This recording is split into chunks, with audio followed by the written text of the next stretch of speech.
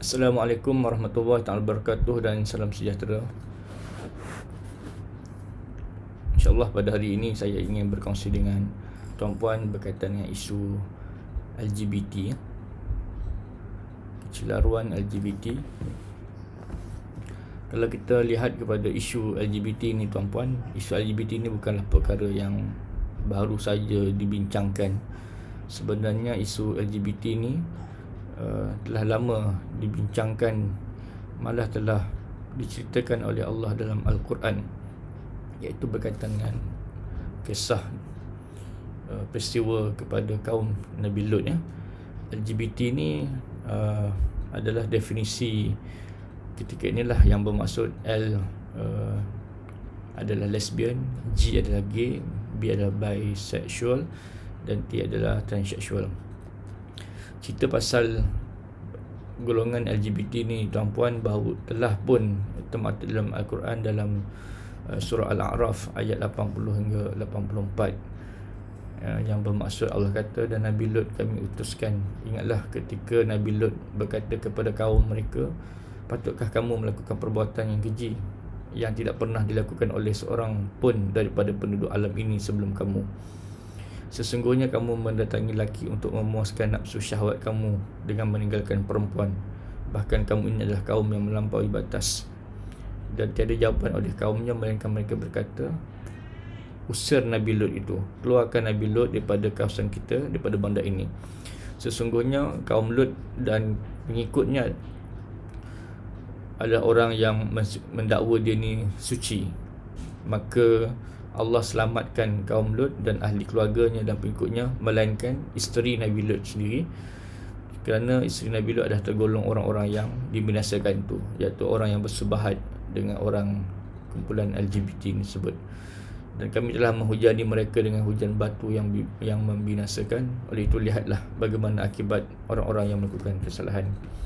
Dan bila mana Allah kata lihatlah bagaimana akibat, maka di tempat satu kawasan, kalau tuan-puan pernah pergi di Itali, di mana satu kawasan itu ada macam batu dan orang sedang melakukan hubungan seks lelaki dan lelaki. Itulah perbuatan yang Allah nak tunjukkan supaya menjadi pedoman panduan kepada hidup kita, bahawa sebenarnya isu LGBT ini ada satu perkara yang Allah murka sebenarnya.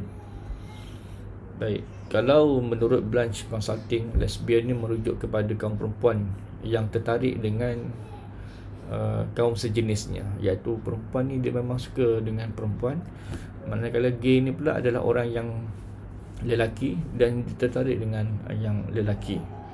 Sementara itu bisexual merujuk kepada orang yang tertarik dengan lelaki pun dia suka melakukan hubungan seks, dengan perempuan pun dia nak buat hubungan seks. Manakala transgender pula merujuk kepada seorang yang identiti jantina atau ekspresi jantinanya berlawanan atau bertentangan dengan norma tradisi serta physical sexual. Transgender ni maksudnya bila katakanlah takdir Allah jadikan dia seorang lelaki, tapi dia suka membawa watak sebagai seorang perempuan. Manakala yang perempuan pula dilihat dia asalnya seorang wanita yang lemah lembut, tetapi dia suka membawa wataknya sebagai seorang lelaki, ataupun kalau ketika ini zaman ni orang sebut sebagai tomboy. Yang lelaki pula disebut sebagai pondan, iaitu mereka yang opposite kepada gender dia yang sebenarnya. Baik tuan-puan, sepanjang penelitian oleh pengkaji daripada JAKIM,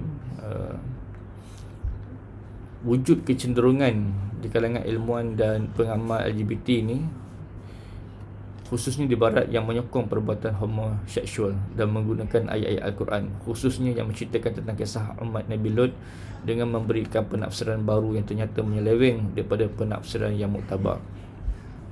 Ini dibuktikan dengan pandangan Amrin Jamal yang mengkritik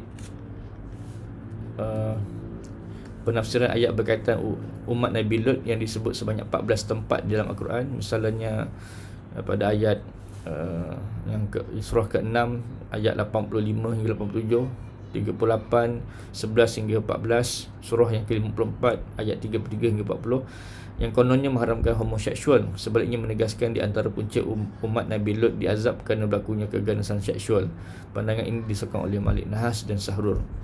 Pada waktu yang sama, mereka menolak hadis untuk dijadikan sumber hukum dalam Islam melarang perlakuan LGBT ini, kerana mereka berhujah bahawa pengumpulan hadis zaman Nabi dan para sahabat masih boleh dipertikaikan oleh pemikir Islam yang progresif.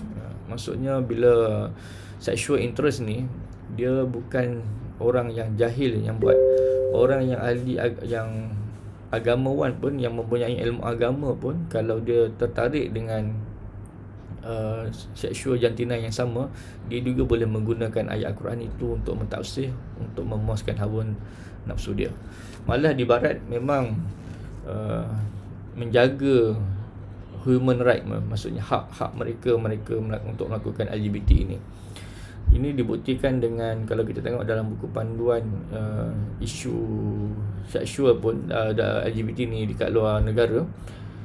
Misalnya dalam buku DSM-5 kan, untuk nak menghalalkan, nak backup untuk nak sokong kepada kumpulan LGBT ini, maka dibuat Persatuan Psikiatrik Psikologi di peringkat negara barat ni tidak meletakkan mereka sebagai benda yang salah, yang berdosa, yang jenayah, tetapi mereka meletakkan kumpulan ini sebagai kumpulan yang ada masalah kesihatan mental. So nampak macam ada sokong lah, maksudnya jangan marah sangat mereka ni kan. Tapi saya secara pandangan peribadi saya sebagai seorang kaunselor dan juga seorang Muslim, saya menolak perkara ini dalam kategori kesihatan mental. Saya masih pegang sebab isu seksual ni adalah isu hawa nafsu yang dipilih, interest yang dipilih. Sebenarnya manusia itu boleh memilih untuk dia melakukan ataupun tidak melakukan. Dan kalaulah dia seorang manusia yang baik dan seorang Muslim yang baik, sudah tentu dia akan menolak kepada LGBT ini. Okey.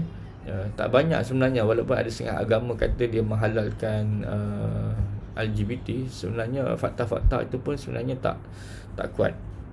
Dan saya tak nak bercakap tentang soal agama orang lain, saya bercakap tentang agama Islam, agama yang saya anuti sendiri.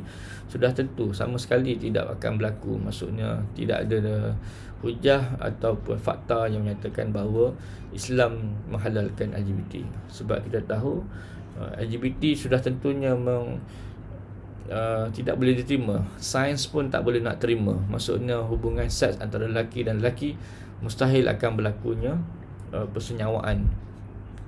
Perempuan dan perempuan mustahil akan menghasilkan seorang anak dan sebagainya. Sebab semua itu bertentangan dengan prinsip Al-Quran dan juga prinsip sains, yang mana kalau nak dapatkan anak, kita mesti ada lelaki gen X dan gen Y sama, baru boleh jadi anak. Jadi semua itu perbuatan-perbuatan yang sebagai penipuan, dan semuanya hujah-hujah untuk nak menghalalkan, untuk bagi nafsu dia seronok saja. Baik, banyak sebenarnya hadis-hadis berkenaan dengan LGBT ini, dan hadis-hadis ini juga membuktikan bahawa perbuatan LGBT ini sebenarnya memang haram dan tidak baik pun sebenarnya untuk kesihatan. Sebab itulah di kerana HIV misalnya, mereka yang melakukan hubungan seks sesama jenis ni adalah antara penyumbang yang terbanyak dalam penyakit HIV ni lah, virus HIV ni dan akhirnya menjadi penyakit AIDS. Kita tengok dalam hadis daripada hadis sahih berkenaan perlakuan LGBT ni. Misalnya daripada hadis pertama ni, daripada Abu Musa Asy'ari berkata, Nabi SAW bersabda, la tubashirul mar'atul mar'ata illa wa huma zaniyatan wa la yubashirur rajula illa wa huma zaniyan. Maksudnya tidak adalah seorang wanita itu dia bersedap-sedap dengan seorang wanita, melainkan mereka adalah berzina. Dan tidaklah seorang lelaki bersedap-sedapan dengan seorang lelaki, mereka juga sedang berzina. Maksudnya zina ini bukan juga bermaksud lelaki dan perempuan, tetapi berzina juga boleh bermaksud sesama sejenis juga. Maka dikategorikan, dijatuh hukum sebagai perbuatan zina. Hadis ini terdapat dalam karya Imam Al-Mu'jam Al-Awsat dan Musnad Ahmad. Menurut Syu'aib Al-Arnaud, hadis ini berstatus sahih tetapi sanadnya terputus. Oleh demikian hadis ini adalah berstatus sahih walaupun dikatakan sanadnya terputus, kerana hal sebegini tidak memberikan apa-apa kesan pun kepada kesahihan matannya. Satu lagi hadis yang berkaitan dengan haramnya LGBT ini adalah man wajadtumuhu ya'malu amala qaumi lutin faqtulul fa'ila wal maf'ula bih. Maksudnya, jika kamu dapati seseorang melakukan amalan kaum Lut, bunuhlah pelaku dan orang yang dilakukan perlakuan itu. Maka dalam hadis ini juga sebagai satu fakta evidence menyatakan bahawa boleh sampai jatuh hukum bunuh, sebab zina ni zina yang sangat besar, sangat dahsyat dan mengundang kepada kemurkaan Allah. Sebab itulah apa yang berlaku dalam kaum Nabi Lut, orang-orang LGBT ini Allah timpakan bencana malapetaka, keluarkan hujan batu dan menyebabkan mereka jadi patung batu sedang melakukan zina, iaitu LGBT. Baik, seterusnya hadis yang ketiga adalah berkaitan dengan LGBT ini adalah la'anallahu man waqa'a ala haimatan la'anallahu man amila amala qaumi lut la'anallahu man amila amala qaumi lut salasan. Maksudnya, Allah melaknat sesiapa yang mendatangi binatang, Allah melaknat sesiapa yang melakukan perbuatan kaum Nabi Lut, melakukan perbuatan kaum Nabi Lut. Dan Nabi SAW menyebut ni sebanyak 3 kali tadi, ya. Sebab hari ini pun dibincangkan juga adalah ada juga orang yang melakukan hubungan seks dengan haiwan, dengan lembu, dengan anjing, dengan kuda dan sebagainya. Dan kalau kita tengok di luar sana pembacaan kita, ada orang yang bersifat begitu, dia nak keluarkan nafsu seks dia tu untuk memenuhi keperluan nafsu dia sampai tahap begitu. Ada juga orang yang dikeluarkan nafsu seks tu dengan tiang, dengan dinding dan sebagainya untuk dia nak. Ataupun kalau kaum remaja hari ini yang kita bimbang adalah cara dia nak memuaskan nafsu seks adalah melalui tangan. Itu yang dinamakan sebagai masturbate, ataupun dalam bahasa Melayu kita sebut sebagai melancap. Ini satu perbuatan yang dicela oleh agama Islam, Baik. Dan hadis seterusnya adalah daripada Ibnu Abbas radhiyallahu anhu berkata, la'ana Rasulullah sallallahu alaihi wasallam al-mutasyabbihina minar rijal bin nasa'i wal mutasabbahati minas sama'i bir rajal. Maksudnya Rasulullah SAW bersabda, Rasulullah melaknat lelaki yang menyerupai perempuan dan perempuan yang menyerupai lelaki. Ini juga merupakan hadis yang sahih, yang berstatus sahih. Dan memang Rasulullah melaknat orang-orang yang sebegini rupa. Nabi SAW melaknat, na'udzubillah min zalik. Dan ada juga hadis yang keenam, iaitu daripada Ummu Salamah anna Nabi sallallahu alaihi wasallam kana indaha wa fil baiti mukhannatun faqala al mukhannatu li akhi Umma Salamah Abdullah bin Abi Umayyah in fatahallahu lakum at-ta'ifa ghadan adulluka ala binti Ghailan fa innaha tuqbilu bi arba'i wa tudbiru bi samanin faqala an-nabi sallallahu alaihi wasallam la yadkhulanna hadan alaikum. Maksudnya bahawa Nabi SAW bersabda berada di rumahnya dan terdapat di sebuah rumah seorang yang berkelakuan wanita. Maka Nabi pun berkata kepada saudara Ummu Salamah, pada Ummu Salamah iaitu Abdul Allah bin Abu Umayyah. Nabi kata apa? Jika Allah membebaskan Taif bagi kamu pada esok hari, maka akan aku tunjukkan kepada kamu rumah binti Ghailan yang datang dengan 4 dan pergi dengan 8 anggota. Maka sabda Nabi SAW, jangan sekali-kali mereka masuk ke dalam rumah kamu itu. Iaitu Nabi nampak watak seorang lelaki yang macam seorang perempuan, dan Nabi melarang untuk dia masuk rumah, kerana kumpulan ini akan merosakkan kerahmatan rumah ini, ketenangan dalam masyarakat.